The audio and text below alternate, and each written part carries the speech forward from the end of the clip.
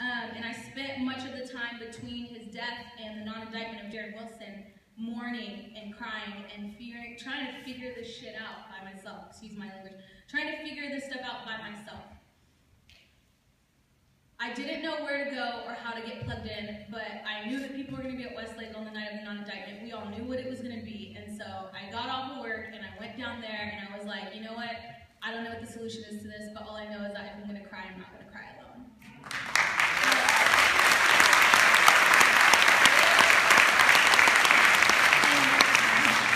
And so the night that Darren Wilson was not indicted was the first time I've ever been to a protest or a demonstration. Wow. That might seem kind of funny for those of y'all who've been in the streets with me, but that was the first time. Only to say, and I was thrown into a radical community of people who speak truth and who like sacrifice for each other and who love each other. I mean, it's just been so amazing to be in these communities where I really, you know, being Christian, I really feel like the least of these are held up. But all that to say is I'm very new to this game, and anybody who wants to be thrown in can be thrown in. Even if you're a nanny, even if you're a church lady. One of the biggest issues that I think has frustrated me and how people talk and think about the movement is nobody is talking about our situation in the terms that we need to be talking about it, okay? People aren't getting arrested, they're getting kidnapped, right?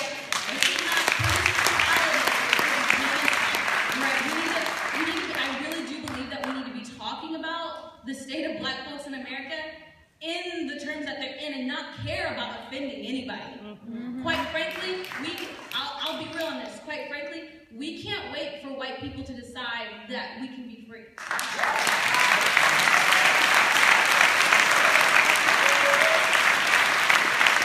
can't wait.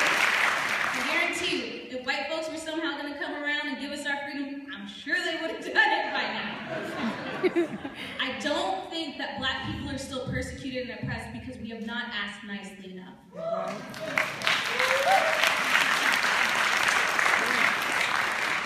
Right? So I think we really needed to talk about this in the terms that we're supposed to talk about it.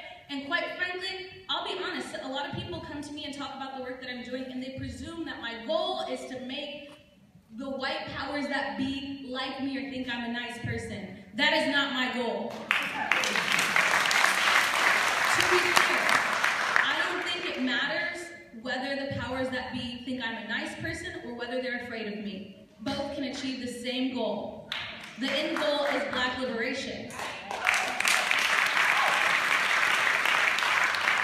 And unfortunately, fear might get us there faster than morality. So I think it's really important that all of us talk about these issues in the grave seriousness that we find ourselves in. The second thing that I think is really important about how people act on this, agitation work is key to what we're doing here. There are a lot of people that are doing great, like building work, education work, and guess what? You know what happens to them? I talk to them all the time. They hit roadblock after roadblock after roadblock, and a system's trying to hold them back and stop them and keep them down. That's why the agitation work is really important. Agitation is accountability. Going out and making somebody feel uncomfortable, going out and hitting somebody's paycheck, going out and stopping an intersection, that's really important. Because it paves the way for the good work that people already want to do. I think a lot of times people try to separate it and say, oh, well, we're building over here and you guys are just stopping this or whatever, and it's like, first of all, we're all one struggle. Second of all, if folks aren't uncomfortable, and most of all, if folks' pocketbooks aren't hit, their wallets aren't hit, in this capitalistic system that we're in, we will see no change. And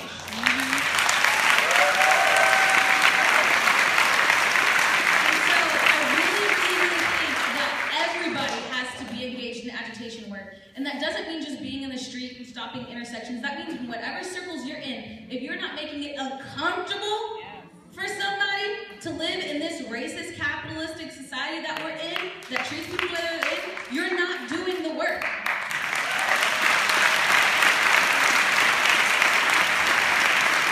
We all have power in our different spaces to be resisting.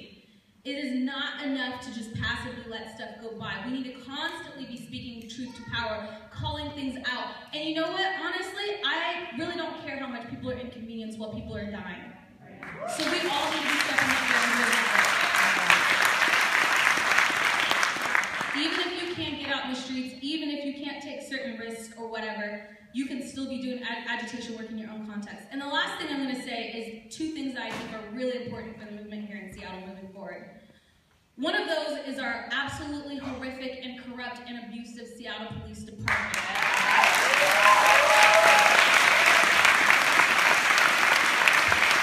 I came out to the streets because of my ground, and I stayed because of the Seattle Police Department.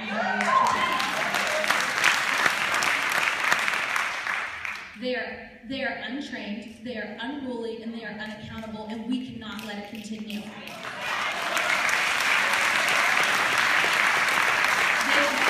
have already had a lot of division within their ranks.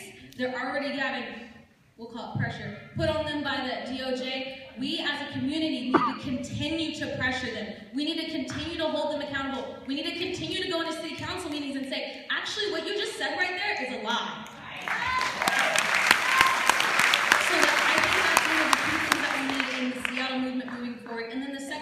As I wrap up really quickly, that's really important.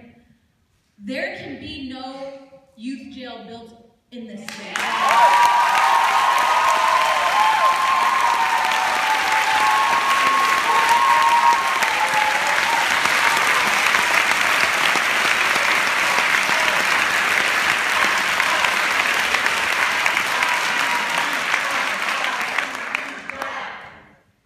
I don't care if we have to chain ourselves.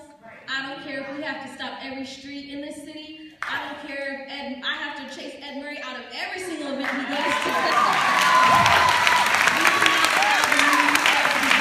So just to say for everybody that's in this room, if you're planning on getting involved, expect those two things to be coming down the pipeline.